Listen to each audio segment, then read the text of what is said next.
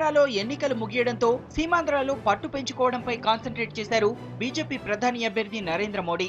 ఒకే రోజు 5 బహిరంగ సభలతో సీమాంధ్రలో సుడిగాలి పర్యటన చేశారు. చంద్రబాబు, పవన్ కళ్యాణ్లతో కలిసి చిత్తూరు జిల్లా మదనపల్లి నుంచి మొదలైన మోడీ ప్రచారం విశాఖలో భారీ బహిరంగ సభ వరకు కంటిన్యూ అయింది. ఈదురుగాలులు, వర్షంలోనూ గంటన్నర సేపు ప్రసంగాన్ని కొనసాగించారు మోడీ. కార్యకర్తలు, మోడీ అభిమానులు కూడా వర్షంలో అలాగే ఉండిపోయారు. సీమాంధ్ర అభివృద్ధి కావాలంటే ఎన్డీఏను ఎన్నుకోవాలని విశాఖ జనానికి పిలుపునిచ్చారు మోడీ. चुनाव का माहौल,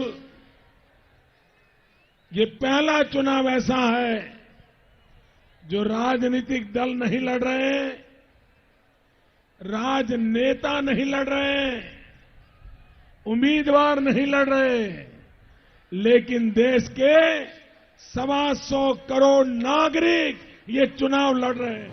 పశ్చిమ గోదావరి జిల్లా భీమవరంలో నిర్వహించిన ఎన్డీఏ విజయ శంకరావం సభలో పాల్గొన్నారు మోడీ. ఇదే మీటింగ్ లో కేంద్ర మాజీ మంత్రి కావూరి సాంబశివరావు బీజేపీ తీర్థం పుచ్చుకున్నారు. ఇక ఉపాధి, అభివృద్ధి కావాలంటే తమకే అధికారం అప్పగించాలని ఓటర్లను కోరారు టీడీపీ అధ్యక్షుడు చంద్రబాబు. రాయలసీమ, రత్నాలసీమ కావాలంటే మోడీ ప్రధాని కావాలన్నారు. మీరు సిద్ధంగా ఉన్నారా కాంగ్రెస్ పార్టీ భూస్థాపితం చేయడానికి? ఏం తమ్ముడు, సిద్ధంగా ఉన్నారా?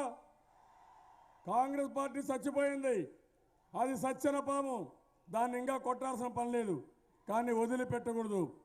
కానీ కుట్ర చేసింది కాంగ్రెస్ అయితే కుట్రలో భాగస్వామి ఈ వైఎస్ఆర్ కాంగ్రెస్ పార్టీ. గుంటూరులో జరిగిన ఎన్డీఏ సభలో తెలుగులో ప్రసంగాన్ని ప్రారంభించి ఆకట్టుకున్నారు మోడీ. మరోవైపు తాను గుంటూరులో పుట్టి ఈ స్థాయికి చేరానని పవన్ కళ్యాణ్ అన్నారు. బీజేపీ, టీడీపీ కూటమికే అధికారం అప్పగించాలని కోరారు. వైసీపీ హఠావో, సీమాంధ్ర బచావో అని పిలుపునిచ్చారు పవన్. నేను గుంటూరు జిల్లా బాపట్ల పుట్టాను. కులాలు, మతాలు, ప్రాంతాలకు అతీతంగా భారతీయుల్లో పెరిగాను. ఇంకోసారి రాష్ట్రం ఇంకో 2 ముక్కలుగా చీలిపోద్ది, ఇంకో 3 ముక్కలుగా చీలిపోద్ది జగన్ వస్తాయి.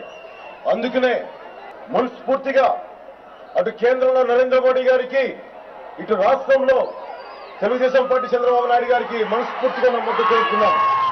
నెల్లూరు, మదనపల్లి సభల్లోనూ మోడీ అండ్ కో బహిరంగ సభలు నిర్వహించింది. కాంగ్రెస్, వైసీపీ టార్గెట్ గా మాటల దాడికి దిగారు లీడర్లు. రైతులతో పాటు యువతను ఆకర్షించేందుకు వరాల జల్లులు కురిపించారు.